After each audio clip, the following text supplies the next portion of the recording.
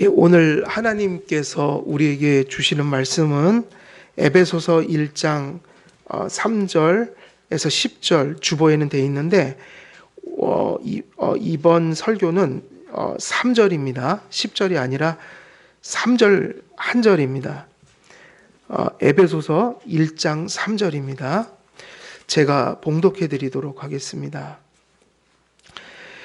찬송하리로다. 하나님 곧 우리 주 예수 그리스도의 아버지께서 그리스도 안에서 하늘에 속한 모든 신령한 복을 우리에게 주시되. 아멘. 오늘 우리에게 주신 에베소서 1장 3절 말씀은 에베소서 1장 3절에서 10절까지 그렇게 한 문단 속에 나오는 내용입니다. 그래서 이렇게 우리가 문단으로 끊으면 3절에서 10절까지가 한 묶음이에요. 그런데 이 1장 3절은 그 기나긴 어떤 바울의 이제 그 이후의 내용들을 이제 서론처럼 여는 구절이어서 그 구절을 따로 우리가 설교를 지금 하려고 하는 겁니다. 그리고 뒤에 나오는 내용들은 또 한 주제 한 주제 우리가 살펴갈 겁니다. 그래서 찬송하리로다. 하나님 곧 우리 주 예수 그리스도의 아버지께서 그리스도 안에서 하늘에 속한 모든 신령한 복으로 우리에게 복 주시되라고 할 때 이 1장 3절은 그 이후의 내용들을 포함하여 2장 10절까지 이어지는 말씀들이에요. 그렇게 긴 내용들을 통해서 사도 바울이 그리스도 안에서 우리가 받은 그 복이 무엇인지를 쭉 열거하고 있습니다. 그래서 오늘 이 1장 3절은 1장 3절에서 2장 10절까지의 기나긴 말씀들 속에서 일종의 그 서론에 해당하는 그것을 여는 구절이다. 그리고 1장 3절에서 2장 10절까지는 뭐냐면 길기는 하지만 에베소서의 그 도입부라고 볼 수 있어요. 그러니까 많은 얘기들을 하는데 특별히 2장 10절까지의 내용들이 도입부예요. 도입부. 그래서 일종의 그 뒤에 나오는 내용들의 집약, 또 서론적인 의미, 근데 그게 길죠. 그리고 그 안에서도 우리가 더 잘라서 단락을 나누면 10절까지 1장 3절에서 10절까지 그렇게 단락을 나눌 수 있다. 이렇게 염두에 두시고 이제 우리가 말씀을 보도록 하겠습니다.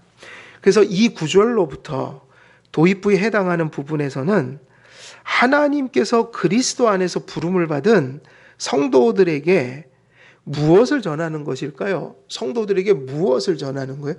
이게 항상 이제 우리가 신앙생활하고 예배생활하고 그리고 우리가 구원을 인식하고 또 우리가 무엇인가를 하나님께 헌신하고 행하려고 할 때 그 모든 것들의 토대가 되는 사고인 거예요. 복음은 뭐라고 그랬어요?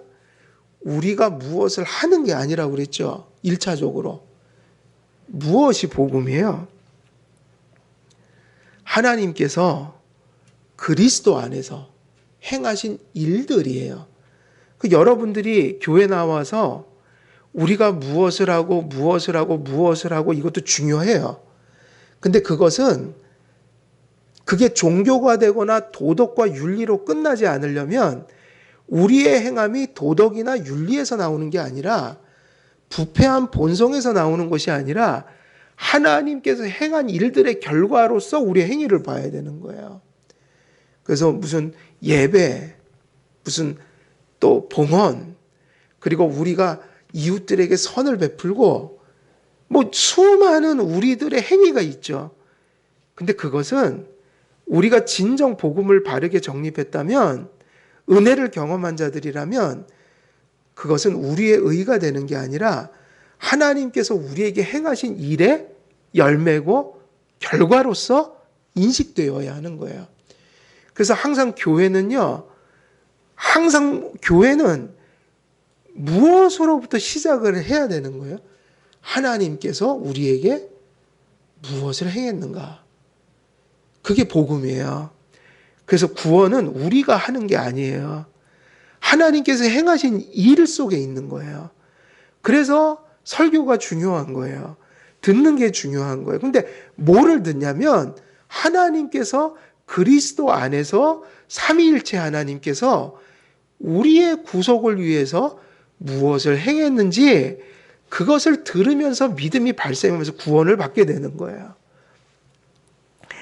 따라서 이 도입부는 이 사도 바울이 이 서신을 쓰면서 이 바울의 간절한 마음이 무엇이었고 이 계시를 바울에게 영감을 주어 이 계시를 지금 그 바울에게 내려주시는 하나님의 의도와 심정, 왜 이 편지를 써서 에베소에 있는 교회들에게 보냈는가? 왜 바울은 지금 이 편지를 쓰는가? 그러면 뭐가 답이에요? 지금 바울은 뭐를 하기 위해서 이걸 쓰는 거예요? 우리의 시선을, 아까 그 얘기하고 일맥상통하다.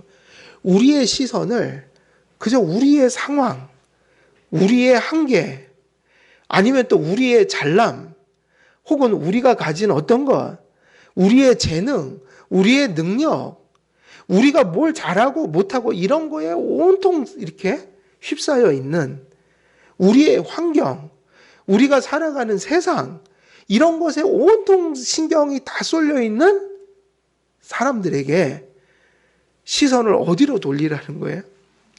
예, 좀 다 잊어버리고.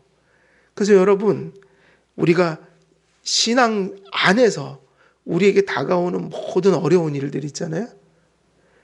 그때 여러분, 거기에 빠져들면 안 돼요. 베드로가 어떻게 했어요? 베드로가 무리를 걷다가 풍랑이 막 이니까 밑에 발밑을 쳐다봤거든요. 발밑에는 주님이 발밑에 계시지 않았다고요?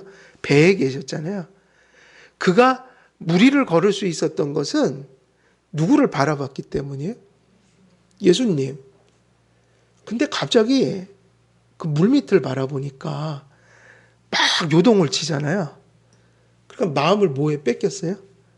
두려움에 뺏겨버렸어요. 그러니까 이 말씀은 우리가 이렇게 적용하면 되겠어요. 무슨 사람을 바라보고, 환경을 바라보고, 나의 한계를 바라보고, 뭐 문제를 바라보고, 그러면 누구를 향한 시선을 뺏기는 거예요, 이게? 하나님을 향한. 그때 일어나는 일이 뭐죠? 우리가 바라본 대로 가는 거예요. 주님을 바라보면 사는 거고, 주님을 바라보지 않으면 그 어떤 것을 바라볼 수밖에 없는데, 사람의 이 육체 구조도요, 그죠? 하나를 바라보면 하나는 못 바라볼 수가 없어요. 앞을 바라보면 뒤를 바라볼 수가 없고, 좌를 바라보면 우를 바라볼 수가 없고, 우리 하나님께서요, 참 눈을, 구조를 그렇게 만드셨어요. 그 눈이 한 6개 달리면 얼마나 좋겠어요. 뒤에도 달리고, 뭐 옆에도 달리고 그러면 그냥 사방을 다 볼 거 아니에요? 근데 육신도 똑같아요. 한 곳을 바라보면 하나는 바라볼 수가 없어요. 근데 영혼은 더 심해요. 주님을 바라보든지 세상을 바라보든지 둘 중에 하나예요. 그러니 우리가 무슨 문제인가에 다가올 때 그때 주님을 바라보는 일을 놓쳐버리면 계속해서 빠져들어가는 거죠. 침륜에 빠져버린다. 그래서 우리가 우리가 너무 똑똑하면 안 돼요. 똑똑하다는 게 뭐죠? 헛똑똑이에요. 자꾸 인생의 문제를 자기 힘으로 살려고 하는, 자기의 사변으로 살려고 하는, 자기의 지혜로 살려고 하는, 하나님의 지혜로 살아야 되거든요. 하나님의 지혜는 우리의 부패한 본성에서 나오는 게 아니라 하나님에서 말씀에서 나온 지혜예요. 하나님께서 우리에게 가르쳐 주신 지혜예요. 그러니까 문제가 다가올 때 우리는 자꾸만 그런 것들에 빠져서 우리의 시야를 뺏겨버리면 문제는 어떻죠? 문제가 잘 풀리겠어요? 꼬여들겠어요?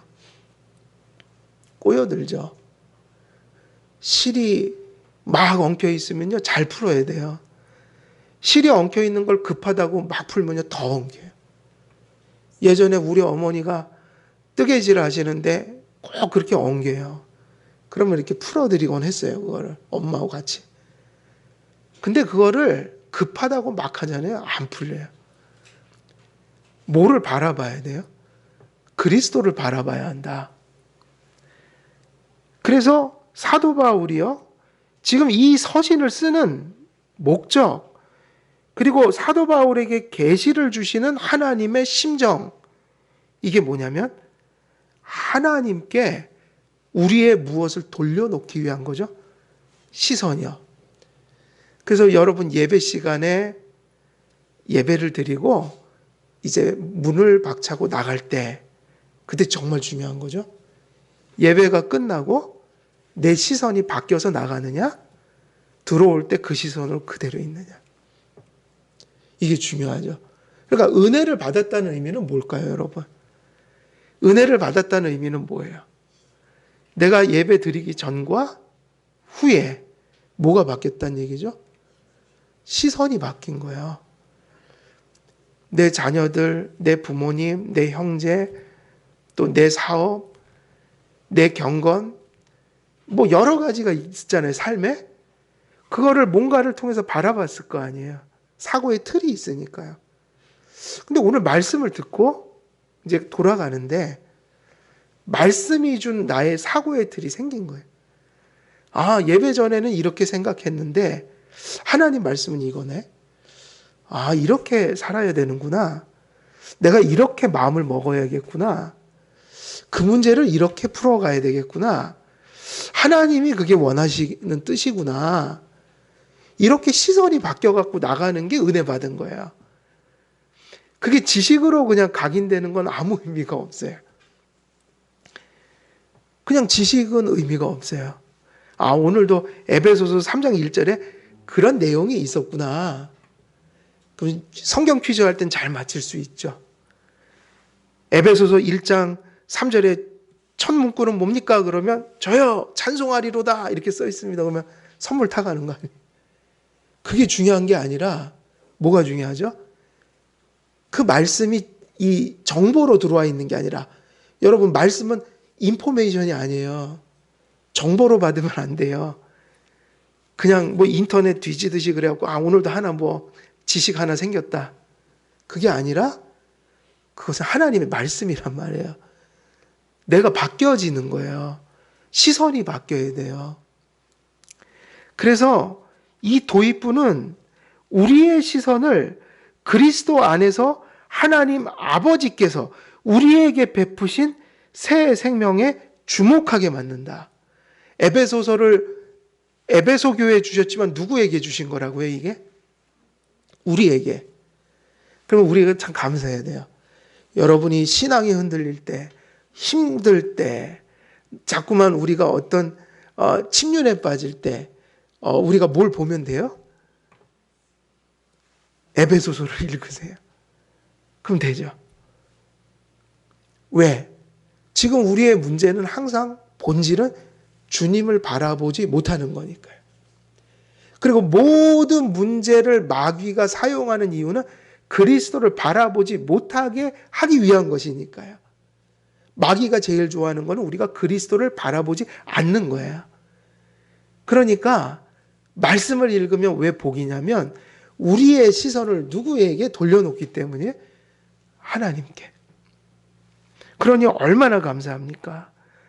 불신자들은 하나님 자체를 바라볼 눈이 없어요. 그들에겐 말씀도 없어요. 그들에게는 교회도 없어요. 그래서 어디서 구원을 받고 힘을 얻고 위로를 얻을 길이 없어요. 성도님들은 얼마나 큰 복을 받은지 몰라요. 믿음을 주셨고 눈을 감아서 그렇지 뜨기만 하면 돼요. 눈을 감아서 그렇지 뜨기만 하면 된다고요. 말씀을 주셨죠. 그죠? 또 교회를 세워서 교회도 완전하지는 못해도 그래도 하나님의 말씀을 늘 같이 나누고 서로 교제하면서 힘을 얻게 하신단 말이에요. 성도님들은 복을 받으신 분들이에요. 그리스도 안에서 하나님께서 행하신 일들은, 그래서 본문에서 뭐라고 얘기하냐면 무슨 복이라고 지칭해요? 오늘 이 본문에서는 바로 우리 한길교회 성도님들이 받은 복과 같은 신령한 복을 받았다. 그래서 우리 이 신령한 복은 다음 대지에서 집중적으로 다룰 건데요. 도입부에서 바울은 이 신령한 복을 주신 하나님과 그분의 행사를 찬양하면서 그 찬양은 14절까지 이어져요. 3절에서 시작된 찬양이 14절까지 이어집니다. 그래서 왜 찬양이 이어지는가? 하나님이 행하신 일을 지금 바라보게 했다고 그랬잖아요. 사도 바울은 계시를 받았잖아요. 이 편지를 쓰는 순간에 지금 영감을 받고 있는 거예요. 그러니 하나님의 뭐를 발견했어요? 1차적으로 누가 발견했어요? 사도 바울이. 편지 쓰는 사람이. 그러니까 사도 바울은 뭐가 터져 나온 거예요? 찬양하리로다. 찬양이 터져 나온 거예요. 여러분, 하나님이 행하신 일을 하나님의 은혜로 알고 믿게 되면 그래서 나오는 게 뭐냐면 찬양이에요. 여러분을 향해서 우리 하나님이 여러분을 위해서 행하신 일을 깨닫게 되면요, 얼마나 감사한지, 얼마나 감격한지 찬송을 부를 수밖에 없어요. 곡조가 없는 찬송이라도 가슴이 꽉 차오르는 마음으로 일하고 또 삶을 살고 예배하고 이런 일이 가능해진다. 찬송은 어디서 나오는가? 하나님이 행하신 일을 알 때. 근데 그게 그냥 행하신 일이 아니라 누구를 위해서 행하신 일을 깨닫는 거예요? 나요, 나. 아, 그 일이 나를 위한 거였구나. 이게 되게 중요하죠? 아무리 떡이라고 해도 그림의 떡은 아무 소용이 없는 거예요. 내가 먹을 수 있는 떡이어야 돼요. 근데 그 떡이 나를 위한 것이다. 그 생명의 떡이. 아, 예수님이 나를 생각하셨다. 여기까지 이르러야 된다는 거예요.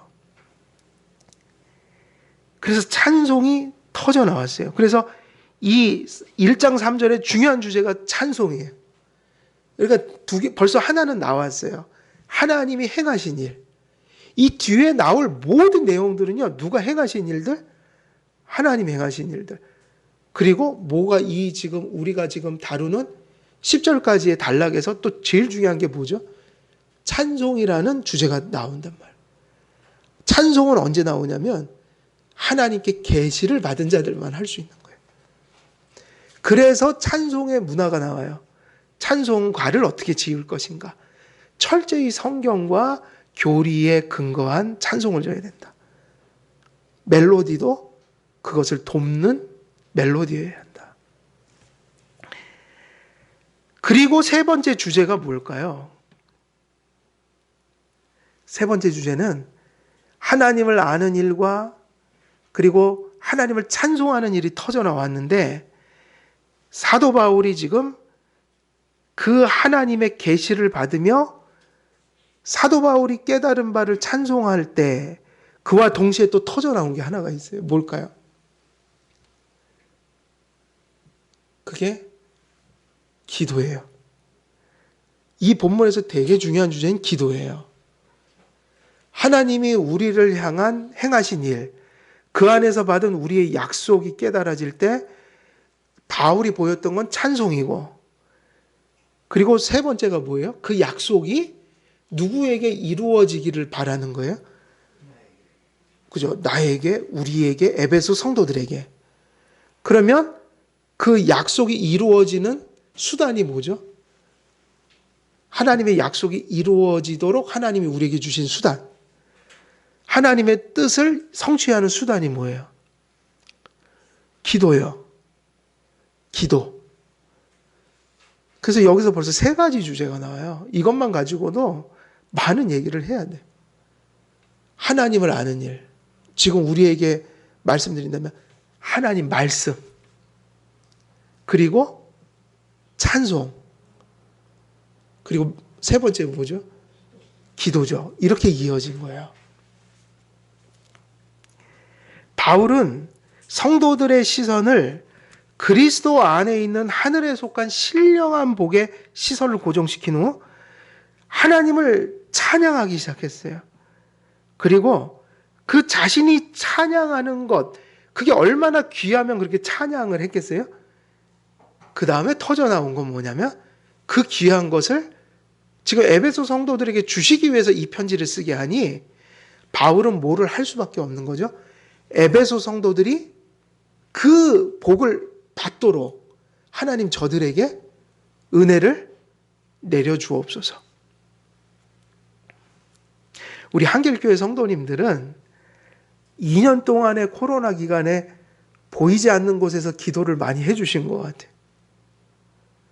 우리 성도님들이 많이 하셨어요? 어떻게 아니요, 제가 볼 땐 많이 하셨어요. 왜냐하면 여러분이 기도를 해주셨기 때문에 뭐 저도 바뀐 게 없어요. 계속 똑같이 설교하고 있고, 우리 교회가 방역 지침 때문에 못 모였지 사실은 성도님들 최선을 다해서 제한된 상황 속에서 모여주셨어요. 그리고 이제 포스트 코로나를 바라보고 있어요. 내가 볼 때는 바뀐 게 없어요. 늘 가슴속에 가슴 조이며 2년을 보냈어요.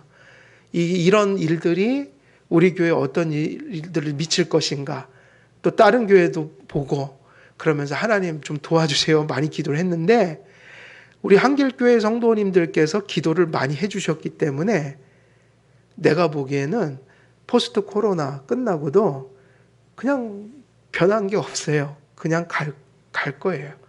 이건 은혜예요. 저는 우리 주변의 목사님들을 많이 보기 때문에 그게 그렇게 쉬운 일은 아니더라고요.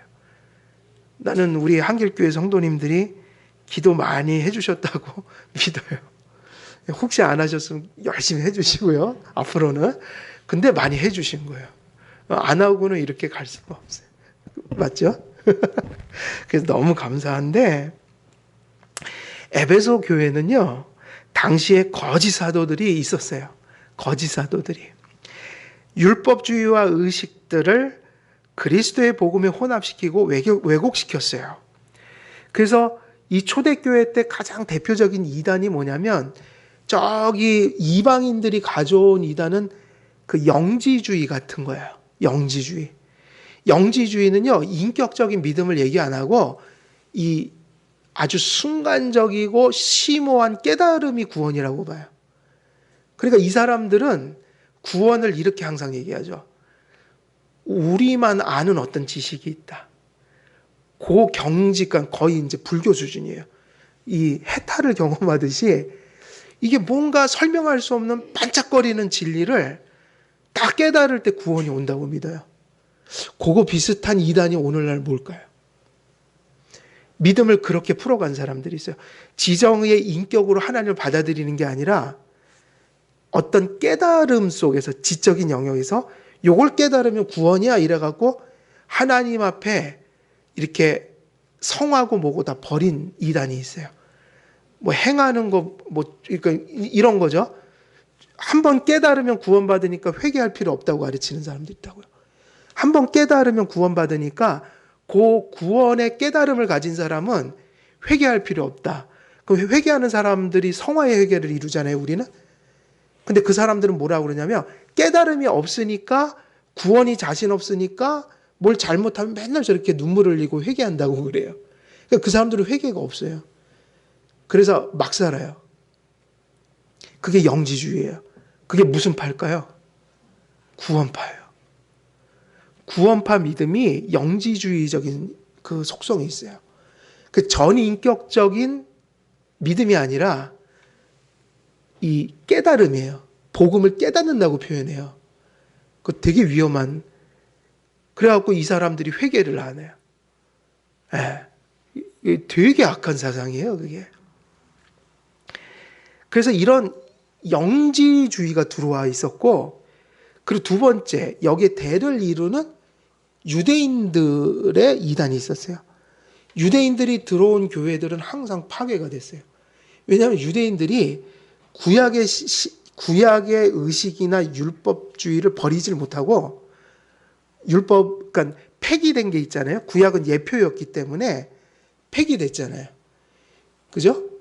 그리고 신약으로 넘은 새로운 경륜의 시대가 됐는데 구약을 율법주의로 잘못 해석했을 뿐만 아니라 그 구약의 신약이 되면서 폐기된 율법을 다 가져와서 이방인들에게 그걸 지키지 않으면 구원을 받지 못한다. 그래서 뭐 예를 들면 할례를 받아라. 음식 규례를 계속 지켜야 된다. 개신교에도 그런 약간 율법주의가 가진 분들이 계셨다고요. 그래서 뭐 순대 먹으면 그 구약을 어긴다고 그러고 못 먹게 하고, 그러면 오징어도 드시지 말아야지. 비늘 없는 생선 먹지 말라고 그랬잖아요. 장어도 먹으면 안 되죠. 돼지고기 먹으면 안 되죠. 그죠? 소처럼 이거 안 하잖아요. 그러니까 그게 말도 안 되는 소리인데 그런 율법주의를 교회에 가지고 들어왔다고요. 그래서 예수님 플러스 구약의 율법 이렇게 해서 이단을 퍼뜨렸어요. 그러니까 에베소 교회에도 이러한 일들이 많이 있었습니다. 그래서 복음이 들려주는 넘치는 은혜의 가치와 견고함을 거짓 사도들이 축소시키거나 그걸 질식시키는 일들이 많았죠. 그러니 에베소뿐만 아니라 소아시아 지역에는 진리를 혼돈스럽게 하는, 그러면 이제 우리가 앞에서 설교를 했기 때문에 이 혼돈스럽게 한다는 건 항상 포커스가 어디 맞춰져 있는 거죠? 성경에서 하나님께서 행하신 일들을 모호하게 만든다는 뜻이겠죠. 복음을 왜곡시킨다. 그래서 이것을 다른 구원의 길이라고 부를 수 있는 거예요. 사도들이 전하지 않은 다른 복음을 전했다. 이런 일들이 교회에 있으므로 교회가 큰 진통을 겪고 고통을 겪고 이런 것들이 있으면 실족하는 자들이 나오고 또 교회가 분열되는 교리적인 통일성을 이루지 못하는 일들이 발생하게 되는 거죠.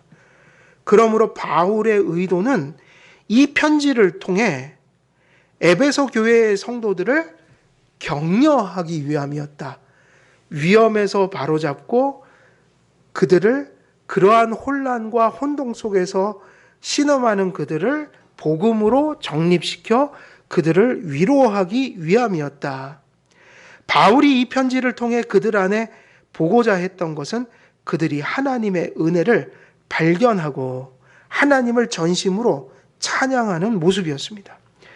그러니까 결국 이 시선이 하나님을 다시 향하기 시작하는 것, 그 하나님을 바라보지 못하던 시야를 가린 안개 같은 비진리들이 거쳐지고 그들의 시야에 하나님이 들어오기 시작하는 것, 이거를 가리켜 뭐라고 하냐면 영적인 각성이라고 하죠. 영적인 각성의 본질은요, 성경 진리가 우리의 전 인격적으로 들어오기 시작하는 거예요. 지정의. 이걸 가리켜 뭐라고 그러냐면 믿음이 각성한다. 그래서 믿음이 깨어난다는 것을 의미하는 거죠. 비유적으로 이런 표현도 써요. 이것이 믿음이 눈을 뜬다. 이런 표현도 써요. 그들의 믿음이 움직이기 시작한다. 여러 가지 이유로 인해서 잠들어 있던 믿음이 움직이기 시작한다. 움직인다는 게 무슨 얘기예요? 오퍼레이션 되기 시작한다. 우리 안에서. 여러분, 믿음이 없는 사람은 믿음을 가져야 되죠. 이게 구원이에요. 근데 구원 받은 사람은 다시 믿음을 가질 필요가 없다고요. 한 번 받은 믿음은 없어지지 않아요. 그런데 뭐 할 수는 있어요? 잠들 수가 있잖아요. 그래서 잠들면 안 되고 깨어나야 돼요. 이게 각성이에요. 그러면 믿음이 깨어나면 뭐 하기 시작하냐면 오퍼레이션 되기 시작해요. 그럼 뭐가 잘 된다는 얘기예요? 주님을 바라보는 거, 그분을 붙드는 거, 그분을 의지하는 거, 그분을 따라 판단하는 거, 이런 게 되기 시작한다는 거예요. 그래서 바울은 복음의 진리로 완전하신 하나님께서 행하신 일들을 통해 소유된 그 은혜에 대해 그들을 바른 인식으로 인도하고 있고 그들의 마음이 진리로 뜨거워져 격려되어 거짓 교리를 받아들이지 않을 수 있는 힘을 얻도록 그들이 또 그런 분열들을 딛고 하나 될 수 있는 힘을 얻도록 그들을 격려하고자 에베소를 에베소서를 썼다. 참된 구원의 확신은 어디서 오는 걸까요? 참된 구원의 확신은 어디서 오는 거예요? 이게 되게 중요해요. 참된 구원의 확신은 참된 말씀이 정립되면서 온 게 진짜 확신인 거예요. 성경이 아닌 것을 들었는데 그런 진리로 내가 난 진짜 구원받아. 이거는 가짜 확신이죠. 그러니까 구원의 확신이 있다고 해서 구원받는 건 아니에요. 그죠? 구원의 확신이 우리를 구원하는 게 아니라 구원을 바르게 받아서 나온 게 확신인 거죠. 근데 그 확신은 뭐에 대한 확신이냐면 진리의 말씀에 대한 확신이라고요. 그러니까는 우리가 이단들도 확신이 있어요, 없어요? 이단들은 더 확신이 커요. 얼마나 확신이 많으면 자기네들 외에는 구원이 없대요. 놀라워요. 그럼 뭔 설득을 해도요, 자기들이 죽음 안에 있으면서 비진리를 붙들고 있으면서도 다 천국 간다고 믿어요. 그러니까 확신이 구원하는 게 아니라 바른 확신을 가져야 되는 거죠. 그럼 바른 확신은 어디서 오냐면 복음의 진리가 바르게 인식이 돼서 오는 확신인 거예요. 그래서 참된 구원의 확신은 복음을 통해 하나님께서 그리스도 안에 있는 하나님의 사랑을 나타내신 구원의 사건에 대한 확실성에서 온다. 언제나 그렇듯 믿음이 깨어나고 움직이고 역사하는 것은 믿음이 붙들어야 할 대상을 조우할 때인 것입니다. 제가 중요한 얘기를 했죠. 우리가 깨어나야 한다. 우리 믿음이 이게 시행되어야 한다. 오퍼레이션 되어야 한다. 역사해야 한다. 그럴 때 결국 이 모든 일들은요, 어디로부터 오는 거예요? 믿음은 항상 뭐가 중요하다고 말씀드렸죠? 이거 전에 자주 말씀드렸던 거예요. 믿음은 믿음 자체로 존재 가치를 갖지 않아요. 믿음은 항상 무엇이 있어서 믿음인 거예요. 믿어야 될 대상이 있는 거잖아요. 하나님, 말씀. 그런데 그러한 이치로 보게 되면 믿음이 깨어나고 싶다면 무엇을 붙들고 조우해야 하는 것이죠? 바로 믿음의 대상을 조우해야 되는데 그러다가 잘못된 분들이 많죠? 다이렉트하게 하나님을 보겠다고 나선 사람들은 거의 잘못돼요. 하나님을 만나려면 말씀을 통하지 않고는 불가능하다. 그럼 여러분의 믿음이 깨어나려면 무엇을 통해서 하나님을 조우해야 되는 거예요? 말씀이에요. 여러분의 신앙을 깨우는 것은 믿음의 대상만이 할 수 있는 거예요. 그럼 믿음의 대상을 만나야 깨어날 거 아니에요? 근데 무엇을 통해서 조우하냐, 하나님을? 그것은 성경인 거예요. 성경. 그래서요, 교회가 우리 개인의 신앙이 또 목사와 교회의 목양이 다 무엇에 위에 서야 돼요? 성경의 토대 위에 서야 돼요. 믿음의 한 요소는 알미라고 얘기했던 것. 모든 우리의 인격적인 것을 포함하기에 그 알미라는 것은 사실은 인격적인 알을 표현하거든요. 계시는 드러내기 위해 주어진 거예요. 그래서 하나님의 말씀과 성령이 역사하면 말씀과 성령이 있는 곳에는 언제나 무엇이 드러나요? 진리가, 믿음의 대상이 분명해진다. 왜? 계시는 드러내기 위해서 주신 거니까요. 계시는 보이기 위해 주어진 겁니다. 그래서 비유적으로 늘 이렇게 표현해요. 믿음은 무엇과 같은가? 믿음은 눈과 같은 거예요. 눈. 믿음은 뭐죠? 눈이에요. 그러니까 여러분, 믿음이 좋다는 것은 뭘까요? 믿음이 좋다는 것은 잘 본다는 거예요. 잘 보인다는 거예요. 믿음은 눈이에요. 눈 하면 뭐가 있어야 되죠? 눈이 있다고 다 보는 건 아니잖아요. 시력이 있어야죠. 요한계시록에 보니 잠든 교회를 향해서 그랬죠. 눈에다가 안약 사갖고 집어넣어라. 우리 소아시아 교회 설교할 때 들으셨죠? 병든 교회를 향해서 그렇게 얘기했다고요. 안약을 사다 넣어라. 안약이 뭐예요? 하나님 말씀이 아니고 뭐겠어요? 은혜가 아니면 뭐겠어요? 우리의 눈이 시력을 회복해야 한다. 믿음은 보이지 않는 하나님을 바라보고 하나님을 붙들라고 주신 성도에게 주신 눈이요, 눈의 시력입니다. 또 믿음은 이렇게도 비유해요. 믿음은 뭘까요? 그러면 믿음은 또 뭐겠어요? 믿음은 눈이라고 그랬잖아요. 또 뭐죠? 믿음은 뭘까요? 손이에요. 그걸 가리켜 이렇게 얘기하죠. 빈손이다. 왜냐하면 뭐가 있는 손 하면 우리가 공로를 또 내세우거든요. 뭐를 많이 칼자리를 치거나 이런 게 아니라 빈손이에요. 이거는 종교개혁자들이 비유했던 거예요. 칼빈이 특히.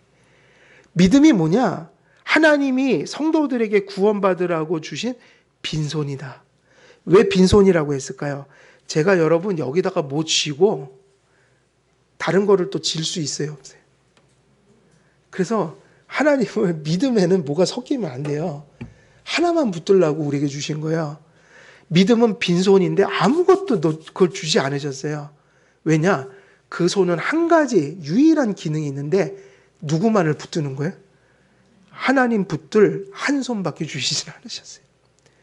그래서 믿음이 뭐냐?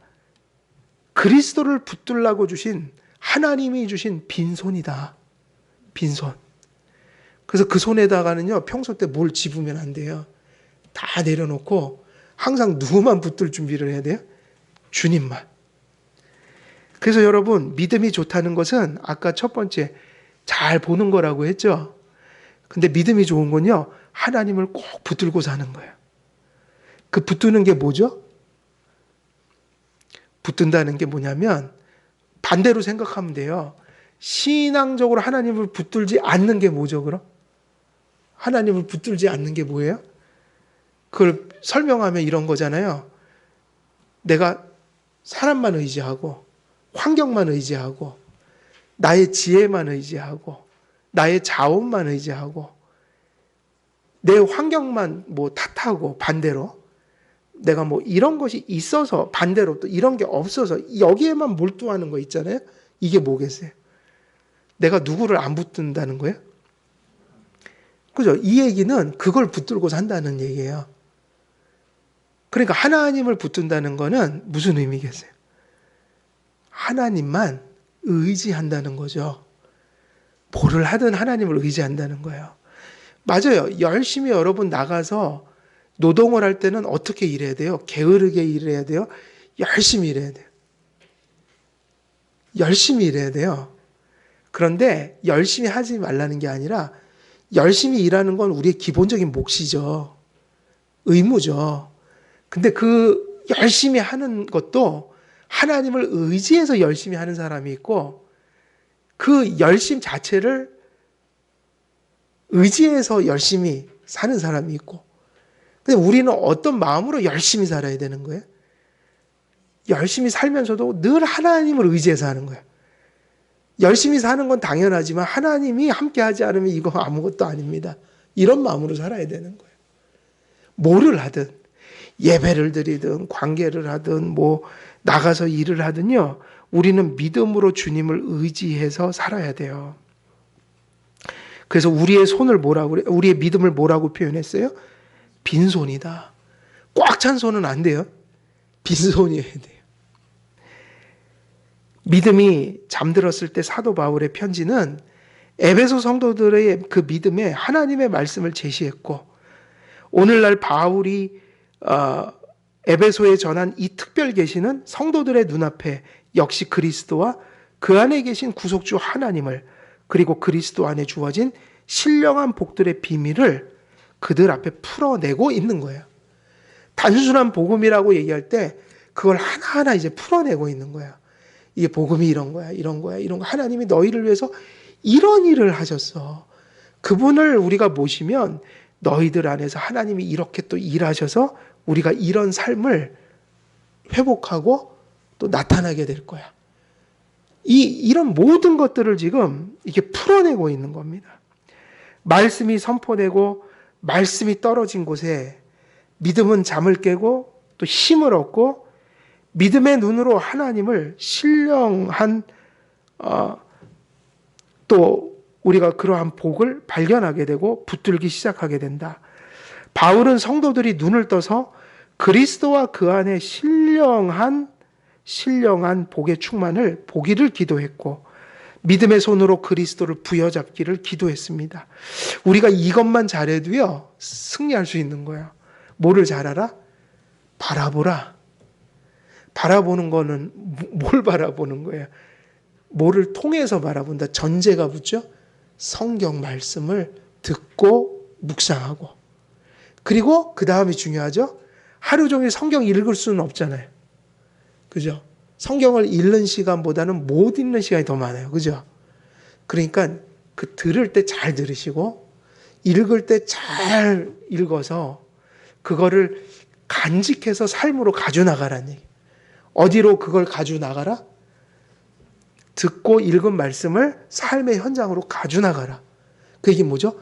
기억하면서 살라는 거죠. 그래서 여러분이 비즈니스 하면서도 계속 생각하는 거야. 비즈니스 하면서 관계하고 뭐 일하고 또 가정주부들이 가정에서 아이들 돌보고 이런 일상 속에서 그 받았던 말씀으로 어떻게 살까, 이거를 잊어버리면 안 된다는 거예요. 그걸 가져가서 살라. 그러면 거기서 무슨 일이 벌어져요? 하나님을 바라보고 그분을 붙드는 일이 삶의 현장의 한가운데서 일어나게 된다.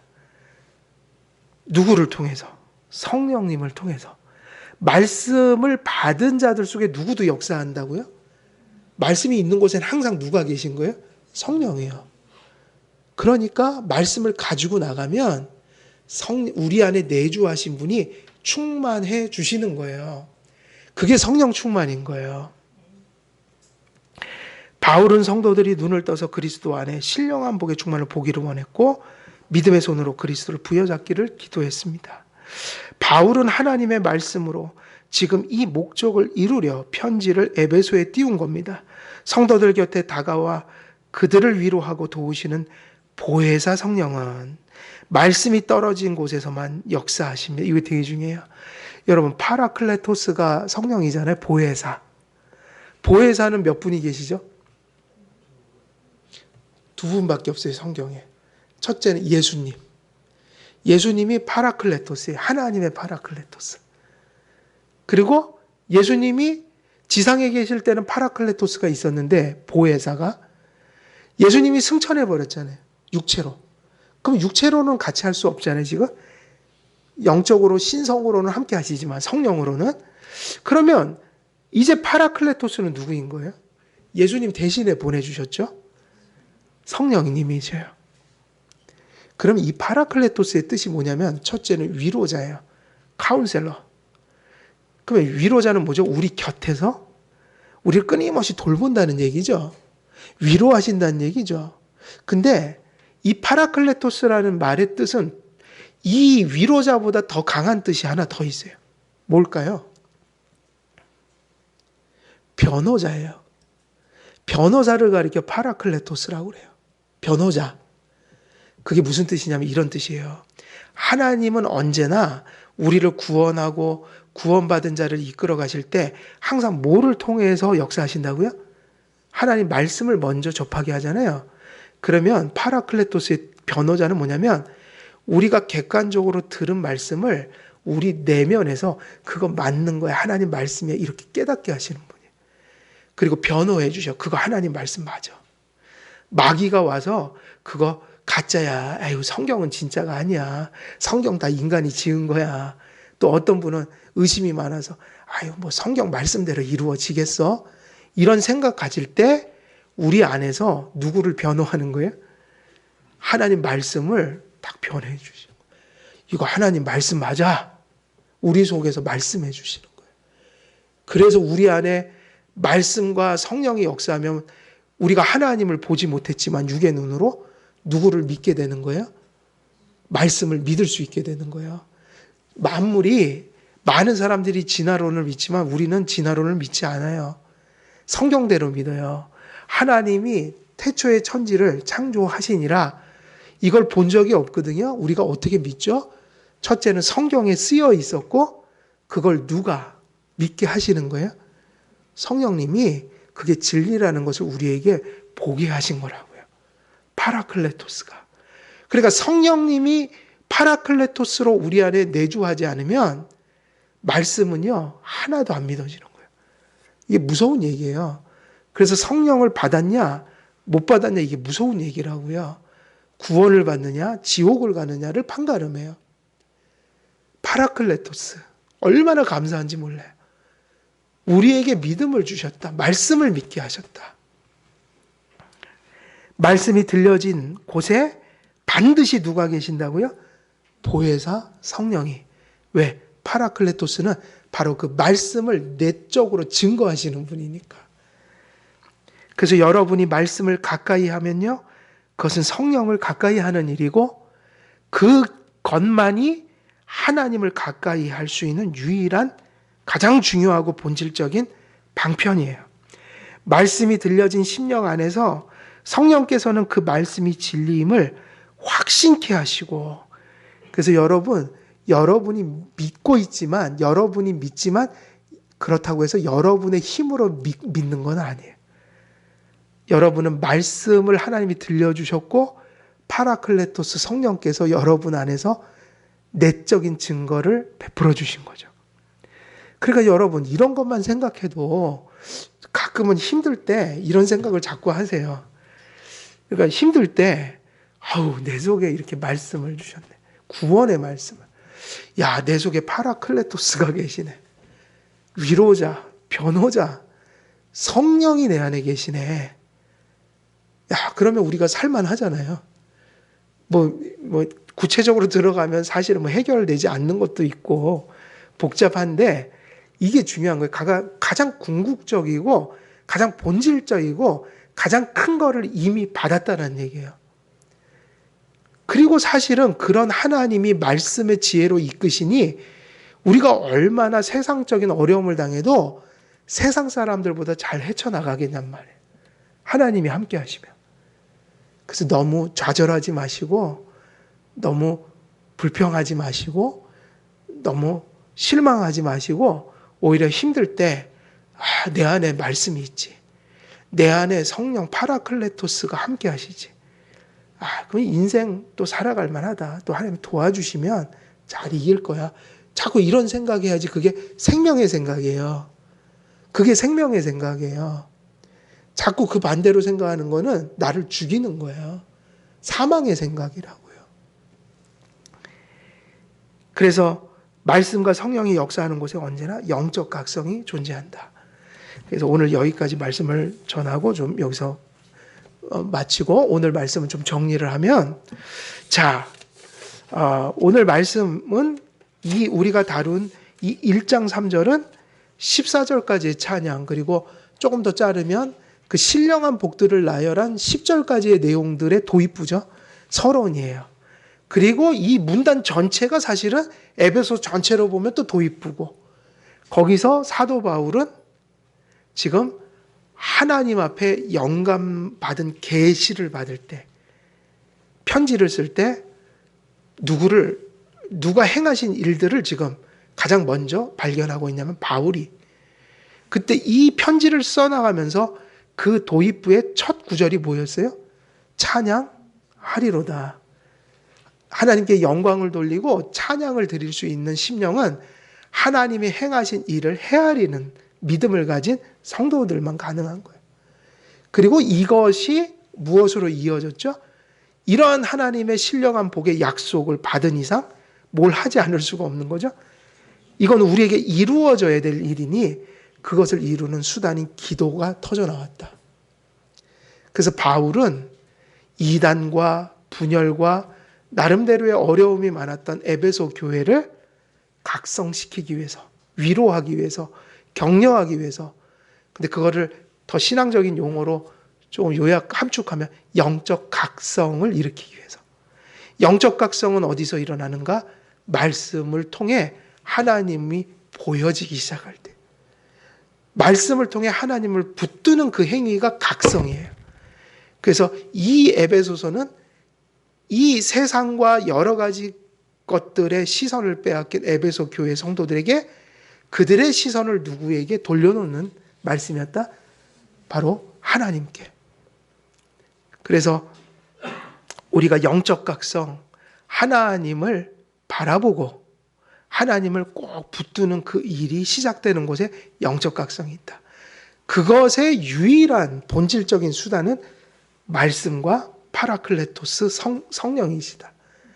우리 한길교회 모든 성도님들은 이미 구원을 받았으니 여러분들 속에 누가 계시냐면 파라클레토스가 계시다.